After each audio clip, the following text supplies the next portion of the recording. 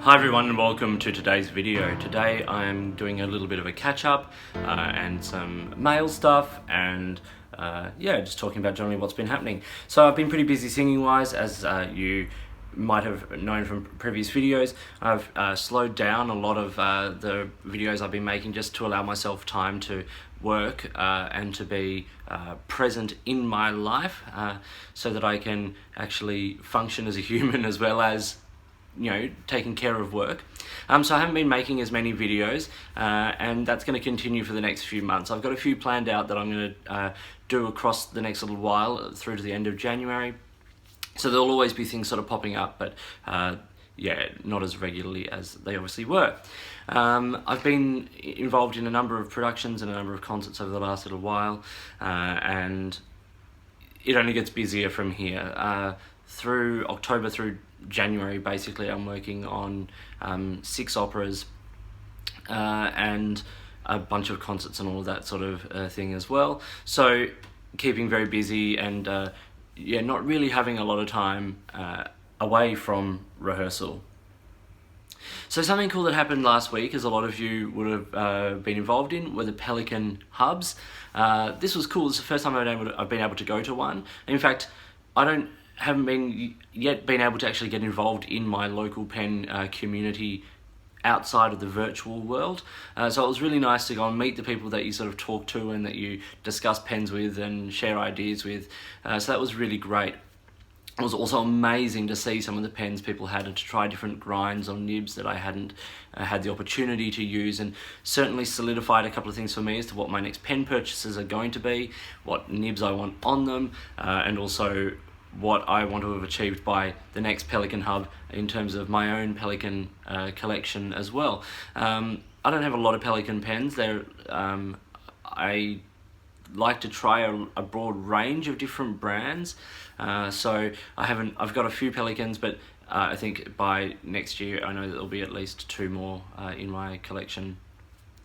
What grinds I have on them, you will see when that happens.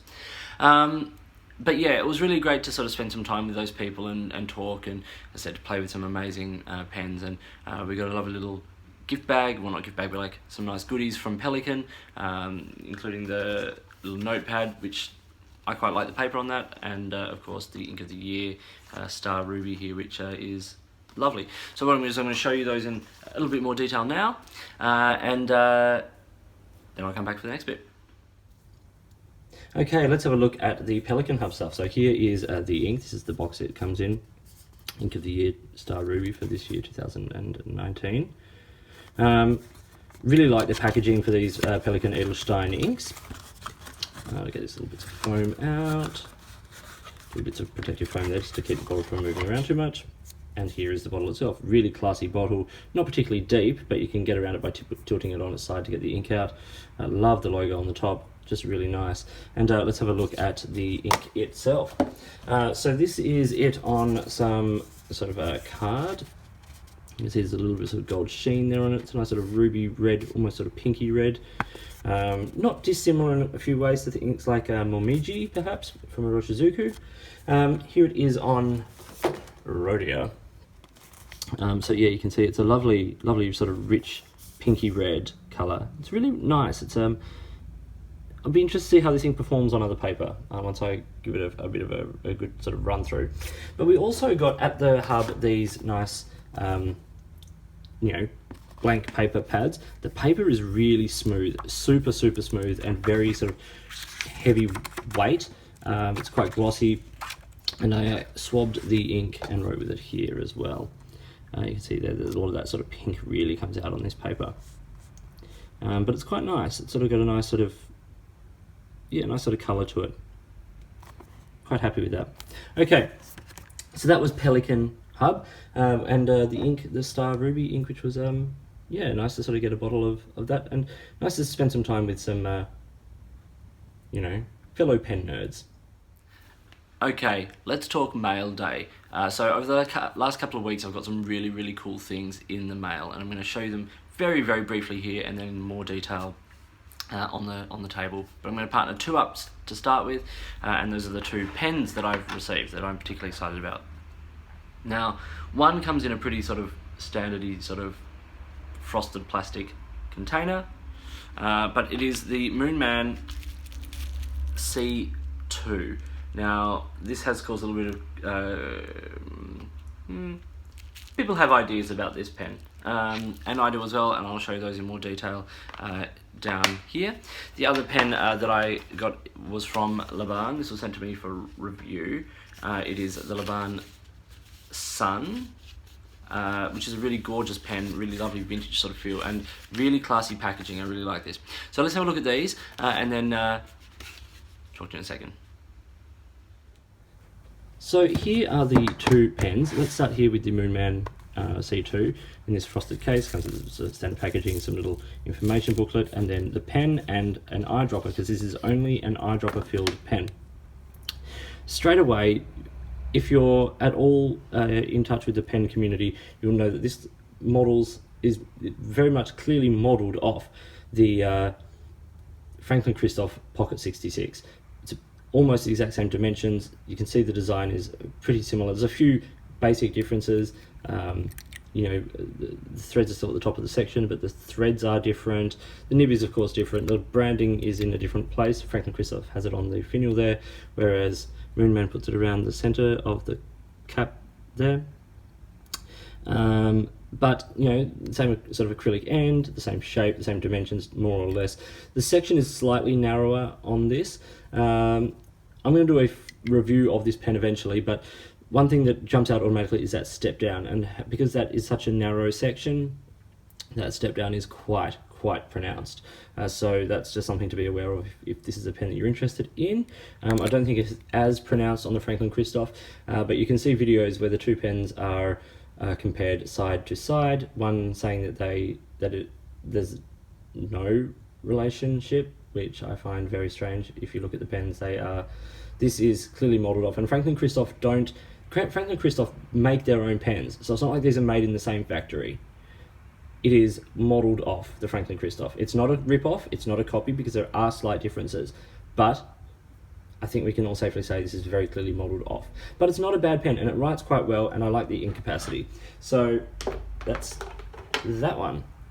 Next we have the Laban. Now I'll take this out of the packaging here, nice cardboard sleeve, and then a really lovely plain black box case here, which we open it up, and there's a little bookmark, and it came in a plastic sleeve, and the pen, there's some information underneath there, which we'll go to in the review as well. But this is the Sun model, this beautiful, gorgeous orange sort of acrylic there, and then this resin here, which I suppose is supposed to look a bit like ivory. It's got a nice weight to it, this pen. Screws to cap, nice section. I really like the section on this pen, and it comes with a rebranded, looks like a Yovo nib. I have it in the medium. So nice pen, lovely in the hand. There will be definitely a full review of this, but check out Laban pens. This series, there's a few, I think there's like Ocean and Forest as well, but their pens are gorgeous, and the build quality of this is remarkable. Like, it feels so good in the hand. So I'm gonna really enjoy using this pen and getting to know it, and doing a review of it. But let's just see how these two pens write. Okay, let's do a writing sample with these two pens. So the first one here is, as I said, the C2 from Moonman.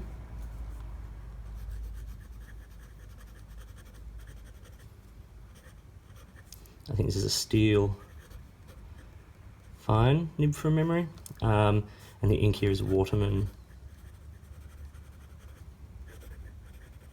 Serenity Blue. So it's a nice pen, it's smooth enough, there's a bit of feedback, you can hear that there, but not unpleasant to write with. I might try and eventually swap the nibs out of this pen, but you know, it lays down a decent amount of ink. As I said, I'll do a proper review, but I just wanted to show it in action. So you can see it lays down a nice sort of generous line. It's not so bad, but for me the big issue so far with this pen is that step down there. It's quite noticeable, and because the section is so slim, you do feel like you're pinching down a little bit. The other pen, as I said, was the Laban Sun. Now this pen is glorious.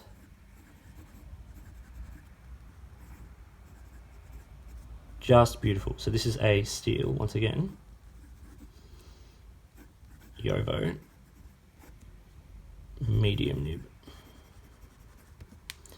And the ink here, from memory, is Diamine Blood Orange from the 150th and second 150th anniversary set. This pen is smooth. Like, Yovo nibs are great. I like Yovo nibs. I prefer them to Bock and Schmidt and all of that. This is just lovely. The writing experience is, you know, generous and wet. You know, it's also a thing with the ink as well, of course, but, you know, the writing experience of this pen and this nib, just lovely. I don't know if Laban tuned them or what they do, but, you know, I'm very, very happy. So watch out for a full review of this pen. Really lovely. Love the material. Love the material. And the feel in the hand is great. So really, so far, really enjoying this pen. The other big package that I received this in the last couple of days was a package from Locke B. Now, Locke B is a new brand on the market. They're a sort of an offshoot of Bond Travel Gear. Now, Bond Travel Gear focuses on EDC gear, on travel gear, all that sort of stuff. They created the Field Journal notebook and the Tomoe River notebook that came with it. They have since created a separate line of products called Locke B, and they sent me a few things to review. So firstly, they sent me the Field Journal, which is a notebook cover with a lovely sort of sturdy clip on it, nice handle and all of that. Beautiful wax canvasy sort of material. It's A5 size. I will show you that when I show you everything else. They also sent me, and that comes with a notebook, they sent me the tool roll, which is these are both developments of products I already had. And so, yes, you can see there, it's Locke B.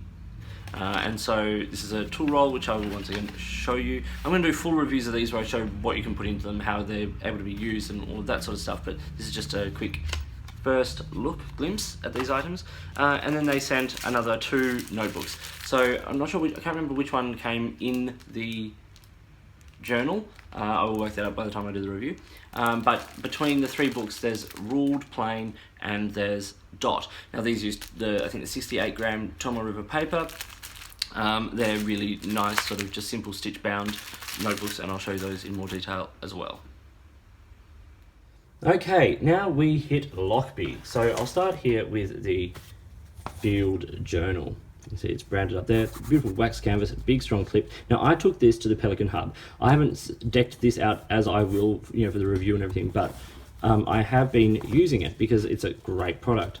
So it comes up in the clip there. I have one of the Locke B notebooks here, the Dot Grid, which is 68 gram Tomoe River paper, and I've done some basic sort of written tests here in the back with fine, medium, broad nibs, and then an italic nib.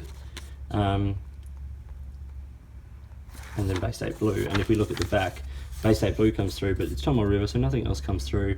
It's a bit of show through, of course, but you know, it performs really well, as you would expect from Tomoe River. So I took this to the Pelican Hub, tried out a few pens and all that sort of stuff. That goes on these center elastic bands, which are here. You can fit a number of notebooks on there. And then there's a sleeve for the notebook in the back here, where I have my Baron Fig Confidant in there. Lots of nice pockets. There's a nice pocket on the back. It's all really sturdy, great pen loop. This elastic they use on the pen loop is phenomenal. So this is a really, really good product. You can fit any A5 notebook in there, handle on the back, all that stuff. It's sturdy, it's really sturdy, like it's not going anywhere. So that's really, really wonderful. Great product. A good development from the Field Journal that Bond Travel Gear had, I think, but I'll show those together in the review. As I said, it also got a couple of the other notebooks, as I said, so it comes with ruled and plain as well. A5, 72 pages, stitch binding, 5.8 inches by 8.3 inches.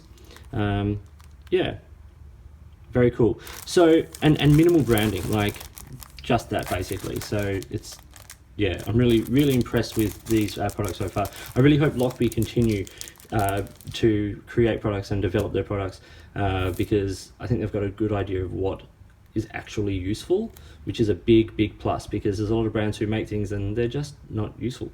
These are useful. These are really great.